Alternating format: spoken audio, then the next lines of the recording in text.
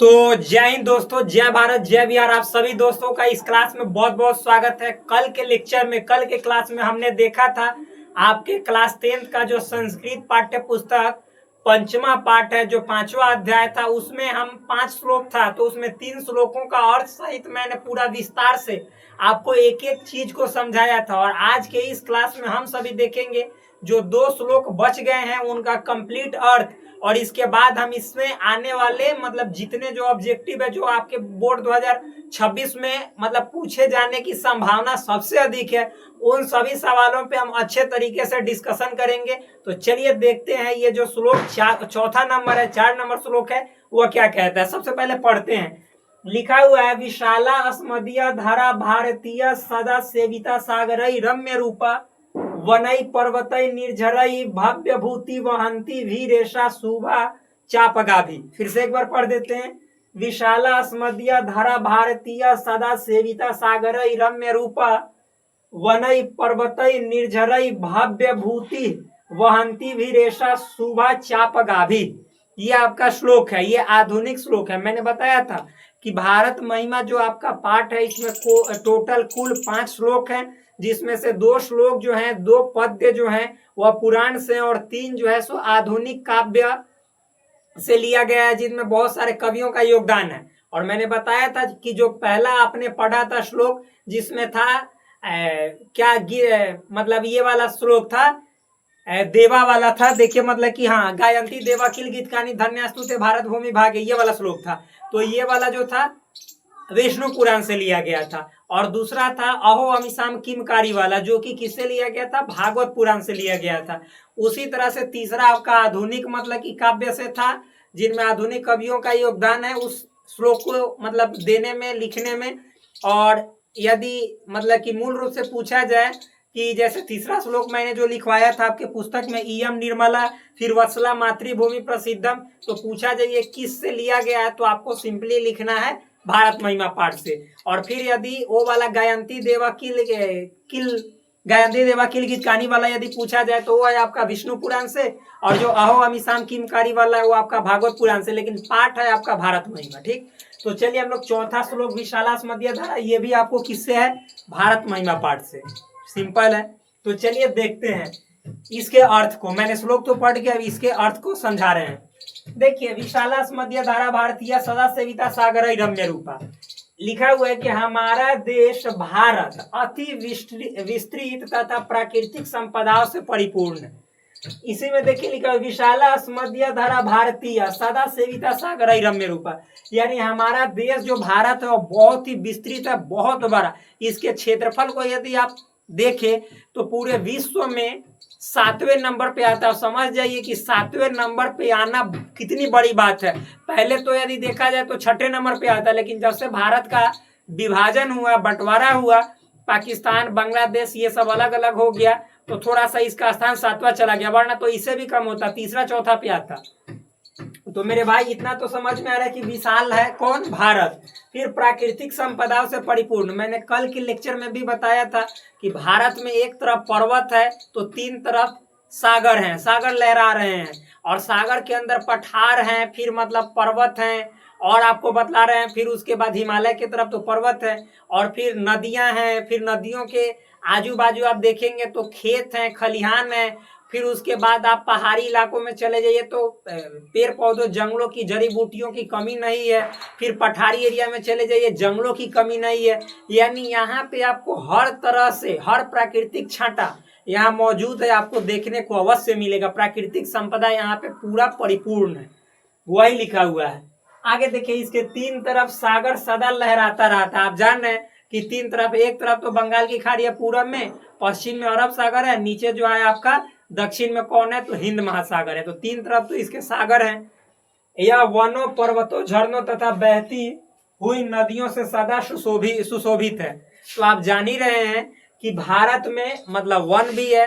आप चले जाइए मध्य प्रदेश में, एमपी में, छत्तीसगढ़ में, उड़ीसा वाले रीजन में, फिर उसके बाद असम वाले रीजन में, मेघालय वाले रीजन में, भाई बहुत वन है, बहुत पेड़ पौधे, जंगल है। पहाड़ी एरिया में आप चले जाइए, हिमाचल में, उत्तराखंड में देखिए पहाड़ है, फिर उसमें देखिए जंगल कितने हैं। फिर उसके बाद पर्वत भी हैं, पर्वत तो है ही, उत्तर में पर्वतें केवल है। झरना, झरना तो बहुत ज्यादा है। आप देखिए हुंडरू का जलप्रपात, ककोलत का जलप्रपात, भाई गरसोपा झरना, बहुत सारे झरना है भारत में। फिर बहती हुई नदियां, नदी कौन नहीं जानता है भारत में। सिंधु नदी तंत्र में देखिएगा तो सिंधु हो गया, चिनाब हो गया, फिर सतलुज हो गया, रावी हो गया, ब्यास हो गया, झेलम हो गया, कमी नहीं है नदी के। गंगा में देखेंगे तो गंगा, यमुना, सरस्वती, बहुत सारी नदियां हैं। फिर गंडक, कोसी, फिर मतलब कि आप समझ रहे हो सोन नदी, बहुत सारी नदी है। नर्मदा, सिंधु, ताप्ती, कावेरी, कृष्णा, गोदावरी, महादेवी, बहुत सारी नदियां हैं। फिर उसके बाद लिखा हुआ है सदा सुशोभित है। तो इन सभी से हमारे जो देश भारत है इसकी शोभा हमेशा बढ़ी हुई रहती है। यानी ये समझिए तो उनका श्रृंगार है। ये सभी पर्वत, झरने, नदियां, पहाड़, ये सभी क्या है, श्रृंगार है किसका, भारत का। तो इस तरह से इस श्लोक का ये अर्थ हुआ।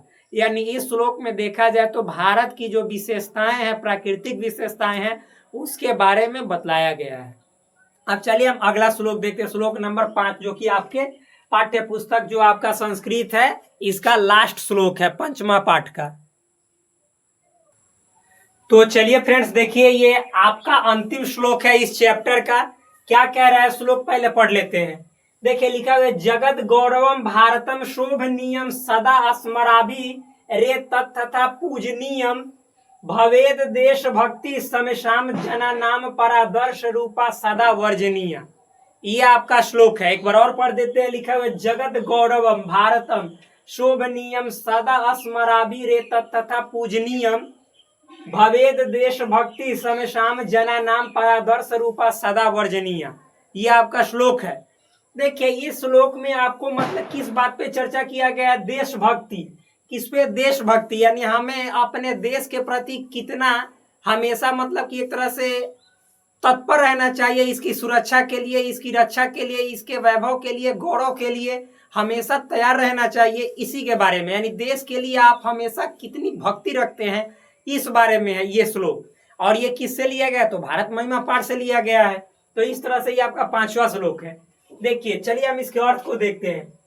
लिखा हुआ है, यह भारत देश हमारा पूजनीय तथा शोभनीय सदा विश्व गौरव बना रहे और सभी लोगों की देशभक्ति आकर्षणीय एवं श्रेष्ठ आदर्श स्वरूप हो। ऐसा लेखक जो है सो भगवान से, ईश्वर से कामना कर रहे हैं, प्रार्थना कर रहे हैं कि हे ईश्वर, जो यह देश हमारा भारत है, तो इस भारत में मतलब इसकी जो पूजनीयता है, जो इसकी शोभनीय है, जो इसकी शोभा है, वह हमेशा सदा विश्व गौरव बना रहे। मतलब कि जैसे विश्व में ये बहुत ही उन्नत स्थान पर है, ये शोभनीय रहे, सभी के लिए अच्छा लगे। यह मतलब कि दूसरे देशों के नजर में भी लगे कि ना भारत एक ऐसा देश है जहां आप हर चीज अच्छे दृष्टि में देख सकते हैं। पूजनीय मतलब कि ये लोग पूजे, जगत गुरु, विश्व गुरु के समान। आगे देखिए, ऐसा बना रहे ये लेखक कामना करता है और सभी लोगों की देशभक्ति आकर्षणीय श्रेष्ठ आदर्श स्वरूप हो। और ऐसा बोल रहा है कि यहाँ के जितने लोग हैं उनकी देशभक्ति, देश के प्रति श्रद्धा ऐसी हो, भक्ति भावना ऐसी हो जो सभी के लिए आकर्षणीय, आकर्षण करने योग्य हो, मतलब अपनाने योग्य हो। यानी सब कोई को आकर्षित कर ले। इस देश के लोगों की देशभक्ति अपने देश के प्रति ऐसा होना चाहिए, ये लेखक कह रहे हैं। श्रेष्ठ आदर्श मतलब कि अगर दुनिया में कहीं पे ऐसा उदाहरण दिया जाए, ऐसा एक तरह से देखा जाए, सबूत दिया जाए कि हाँ देश अगर कि कोई देश है और वहाँ के लोग देशभक्ति, अपने देश के प्रति भक्ति भावना हमेशा प्रदर्शित करते हैं, हमेशा अपने देश के लिए तैयार रहते हैं सेवा के लिए, तो एक भारत देश है। ऐसा मतलब कि लेखक का कामना है, इच्छा है कि हमारे देश के लोगों की ऐसी भक्ति आकर्षणीय एवं श्रेष्ठ होना चाहिए। आगे लिखा, तात्पर्य यह कि हमारी देशभक्ति इतनी श्रेष्ठ हो कि विश्व इसे उदाहरण के रूप में ले। वही तो हमने बोला कि यदि उदाहरण कहीं पेश किया जाए तो हमारे देश भारत का नाम है कि ऐसी देशभक्ति हर जगह होनी चाहिए। तो ये आपका ये लास्ट श्लोक का अर्थ रहा मेरे दोस्त, बहुत ही सरल अर्थ है। तो इस तरह से आपका जो 2 श्लोक था वो पूरी तरह से समाप्त हुआ। और पीछे कल के क्लास में हमने 3 श्लोक देखे थे, तो उसको प्लीज देखिए और ये 2 श्लोक मिला लीजिए, आपका कंप्लीट 5 श्लोक खत्म हो गया। इस तरह से हम देखते हैं कि ये जो आपका 5वां चैप्टर है वह समाप्त हुआ। अब हम बात करेंगे अगले क्लास में इसके ऑब्जेक्टिव के बारे में। तो मिलते हैं एक शानदार क्लास के साथ, तब तक के लिए धन्यवाद। प्लीज आप हमारे चैनल को सब्सक्राइब कीजिए, वीडियो अच्छा लगे तो लाइक कीजिए और अपने दोस्तों के बीच शेयर कीजिए और कमेंट करना कभी ना भूलें। जय हिंद, जय भारत।